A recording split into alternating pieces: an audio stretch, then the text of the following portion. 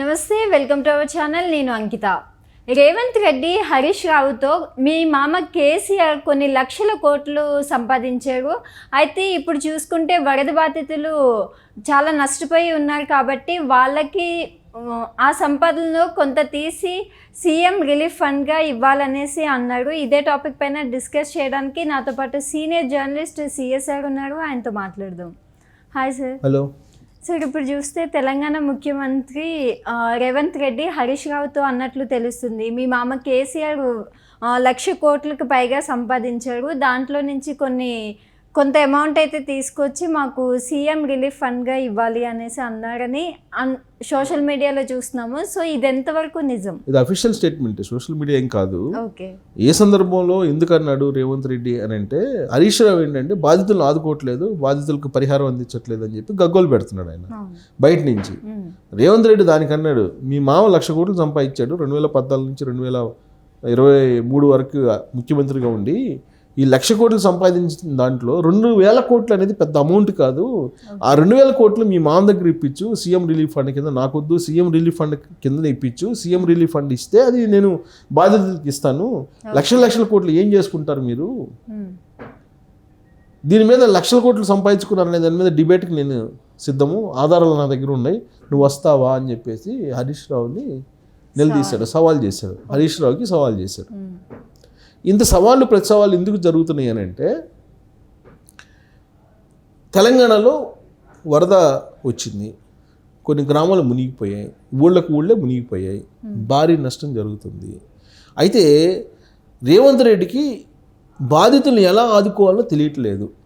NDRF బృందాల్ని సక్రమంగా తీసుకురాలేకపోయారు, హెలికాప్టర్లు సక్రమంగా వాడుకోలేకపోయారు. ఇలాంటివన్నీ కూడా చెప్తూ వచ్చారు, విమర్శిస్తూ వచ్చారు. విమర్శిస్తున్నటువంటి క్రమంలో అసలు ఎక్కడున్నాడు మీ బామర్ది? ఎక్కడున్నాడు? మీ బామర్ది అమెరికాలో ఉన్నాడు. అమెరికా నుంచి ట్వీట్లు చేస్తున్నాడు. సిగ్గుండాలి అమెరికా నుంచి ట్వీట్లు చేయడానికి. ఇక్కడ జరుగుతున్న పరిణామాలు, ఇంత విపత్తు జరిగినప్పుడు నువ్వు ఇమీడియట్గా వచ్చి బాధితులను పరామర్శించాలి కదా, నువ్వు అమెరికాలో ఉన్న ట్వీట్లు చేయటం ఏంటి అనేది కేటీఆర్కి చొరక వేశాడు. హరీష్ రావు అన్నాడు, నువ్వు గ్రౌండ్ లెవెల్కి రా, క్షేత్రస్థాయికి రా, క్షేత్రస్థాయిలో పరిశీలించు, బాధితుల్ని ఆదుకునే ప్రయత్నం చేయి, బాధితులు ఏ చెప్తున్నారో విను. అలా కాకుండా నువ్వు మీడియాలో, సోషల్ మీడియాలో ఇలాంటి ప్రచారం చేస్తున్నావు. మీ మామ ఉంటేనేమో అసెంబ్లీకి రాడు, అసెంబ్లీకే రానట్టు మీ మామ ప్రతిపక్ష నేతగా ఉండి బాధితులను పరామర్శించాలి కదా, ఎందుకు రావట్లేదు అని చెప్పి రేవంత్ రెడ్డి నిలదీశాడు. నిలదీస్తూ ఈ అవినీతి గురించి మాట్లాడాడు. 1,00,000 కోట్లు సంపాదించారు కదా మీరు, 1,00,000 కోట్లు తగ్గకుండా మీరు సంపాదించారు కదా, 30,000 ఎకరాలు హైదరాబాద్ చుట్టూ ఆక్రమించుకున్నారు కదా మీరు, 2,000 కోట్లు ఇవ్వడానికి ఎందుకు బాధపడతారు అని చెప్పేసి రేవంత్ రెడ్డి అడుగుతున్నాడు. దాని సవాలా మీరు చర్చకి సిద్ధం అంటున్నారు. 1,00,000 కోట్లు మీరు సంపాదించుకున్నారని చెప్పి నేను ప్రూవ్ చేస్తాను, మీరు సవాలా అని చెప్పేసి అడుగుతున్నారు. ఇదంతా కూడా ఈ వరద బాధితుల్ని ఆదుకోవటంలో వస్తున్నటువంటి రాజకీయ పరిణామం. తెలంగాణలో మనం చూస్తే కనుక రేవంత్ రెడ్డి ముఖ్యమంత్రి అయిన మరుసటి రోజు నుంచి ఆయన ముఖ్యమంత్రిగా కొనసాగడు, ఆయన ఎంతో కాలం ముఖ్యమంత్రిగా నిలబడలేడు, ఆయన లోక్సభ ఎన్నికల దాకానే, లోక్సభ ఎన్నికల తర్వాత ఆయన ఉండడు, ఆయన బీజేపీలోకి వెళ్ళిపోతాడు, అందుకే నరేంద్ర మోడీని పెద్దన్న అన్నాడు. ఇలాంటి ప్రచారం బాగా రేవంత్ రెడ్డి మీద చేశారు. అలాగే ఎంఐఎంకి 7, బీజేపీకి 8, 38, 39 బీఆర్ఎస్కి. కాబట్టి 10 మంది అటు ఇటు అయితే ప్రభుత్వం పడిపోద్ది, ఇలాంటివన్నీ కామెంట్లు చేస్తూ వచ్చారు. ప్లస్ బీజేపీలు కూడా దానికి యాడ్ అయ్యారు. సో రేవంత్ రెడ్డి ప్రభుత్వాన్ని అస్థిరత చేయడానికి ప్రయత్నం చేశారు. ఆ మధ్యకాలంలో ఏం చేశారు, ఉద్యోగాలు ఇవ్వలేదని ఒక ప్రచారం చేశారు. యూనివర్సిటీలో ఉండేటువంటి విద్యార్థులందరినీ కూడా కొంతమందిని పేడికి తీసేసుకొని వాళ్ళ చేత ఉద్యమాలు ప్రారంభించారు. But Revanth Reddy strong leader, అందుకే ఆ ఉద్యమాలు ఎలా జరుగుతున్నాయి, ఎవరెవరి దగ్గర నుంచి ఎంత డబ్బు వచ్చింది, వీటన్నిటిని బయట పెట్టాడు. దాంతో సెటరేట్ అయిపోయింది అది. ఆ తర్వాత ఏంటి, ఇమీడియట్గా వచ్చినటువంటి అంశం ఏంటంటే మళ్ళీ రైతు బంధు, రైతు రుణమాఫీ, ఈ అంశాలను తీసుకున్నారు. రైతు రుణమాఫీ చేయలేదు అని చెప్పి, రైతు రుణమాఫీ చేసామని చెప్పి ఆధారాలు వీళ్ళు చూపిస్తున్నారు. ఒకవేళ ఎవరికైనా రాకపోతే కనుక మళ్ళీ అప్లై చేసుకోవడానికి అవకాశం ఇచ్చామని చెప్పి వీళ్ళు చెప్తున్నారు. సో ఇలా ఒకదాని తర్వాత ఒకటి రాజకీయాలు చేసుకుంటూ వస్తున్నారు. లాస్ట్కి మొన్న ఏమైంది, ఫైనల్గా హైడ్రాకి సంబంధించిన ఇష్యూ వచ్చింది. హైడ్రాకి సంబంధించిన ఇష్యూ ఇచ్చినప్పుడు మీ ప్రభుత్వంలో ఉండేటువంటి వాళ్ళకి ముందు పగలగొట్టు అని చెప్పేసి అంటున్నారు. అసలు హైడ్రా పెట్టడమే ఒక సాహసం, దాన్ని ఇంప్లిమెంట్ చేయడం ఇంకా ధైర్యంతో కూడుకున్న అంశం. దాన్ని అవుననాలా కాదనాలా అనేటువంటి పరిస్థితులు బీజేపీ అలాగే బీఆర్ఎస్ పార్టీ ఉన్నాయి. ఇలాంటి సందర్భంలో రేవంత్ రెడ్డి ఒక మాట అన్నాడు. ఏమన్నాడు? రాబోయేటువంటి రోజుల్లో బీజేపీలో బీఆర్ఎస్ పార్టీ విలీనం కాబోతుంది. కేసీఆర్ ఏమో గవర్నరు, కేటీఆర్ ఏమో కేంద్ర మంత్రి, కవిత ఏమో రాజ్యసభ మెంబరు, ఇలా ఏదో పదవులు పనిచేసాడు ఆయన. పదవులు పనిచేసాడు, ఇంకా అయిపోయింది, డీల్ అయిపోయింది, కవిత బెయిల్ మీద వస్తుందని చెప్పి. దాని తర్వాత సుప్రీంకోర్టు ఈయన ఏదో అభ్యంతరం పెట్టింది, ఆ వ్యాఖ్యల మీద ఏదో అభ్యంతరం కూడా పెట్టింది రేవంత్ రెడ్డిని. అలా నడిపించారు కొన్ని రోజులు రాజకీయాన్ని. అదంతా అయిపోయింది, కవిత బెయిల్ మీద వచ్చింది, బయటకు వచ్చింది లిక్కర్ స్కామ్ నుంచి. అది నడుస్తున్నటువంటి క్రమంలో ఇప్పుడు ఆల్ ఆఫ్ సడన్గా ఇప్పుడు వరదలు వచ్చినాయి. ఇప్పుడు ఈ వరదల మీద ఇప్పుడు రాజకీయాలు. అందుకే రేవంత్ రెడ్డి ఏమంటున్నారు? మీరు శవ రాజకీయాలు చేస్తున్నారు, శవ రాజకీయాలు మానుకోండి అని చెప్పి ఆయన హితవు పలుకుతున్నారు. శవ రాజకీయాలు మానుకొని ఆదుకునేదానికి ఆలోచించండి మీరు అని చెప్పేసి ఆయన ఇప్పుడు హితబోధ చేస్తున్నారు. హితబోధతో పాటు సవాల్ చేస్తున్నారు. ఒకవైపు ఏమో మీ అందరి మీద కేసులు ఉన్నాయి, కాళేశ్వరం మీద కేసు ఉంది, కాళేశ్వరం కేసు నడుస్తుంది, విచారణ నడుస్తుంది.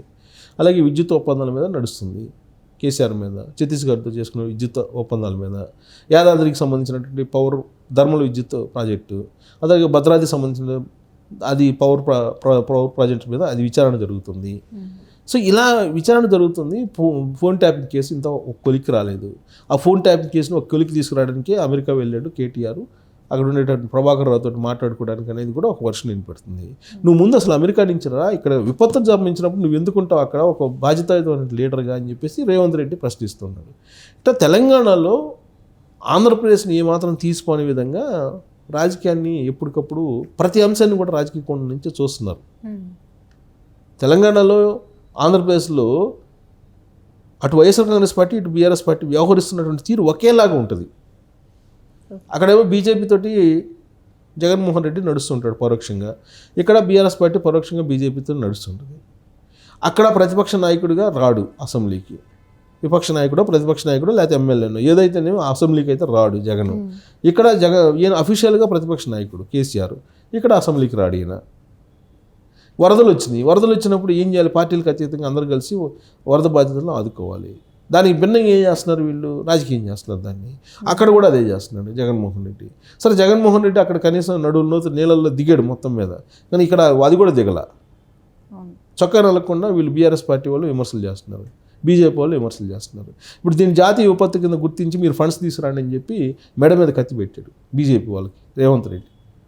కేంద్రంలో మీరు అధికారంలో ఉన్నారు కదా, మంత్రులు ఇద్దరు ఉన్నారు కదా, బండి సంజయ్ అలాగే కిషన్ రెడ్డి ఇద్దరు ఉన్నారు కదా, మీ ఇద్దరు తెలంగాణలో జరిగినటువంటి నష్టాన్ని జాతీయ విపత్తి కింద గుర్తించేలాగా చేసి మీరు ఫండ్స్ తీసుకురండి, నష్టపరిహారం ఇక్కడ తెలంగాణకి బాధితులకు ఇప్పించే ప్రయత్నం చేయండి.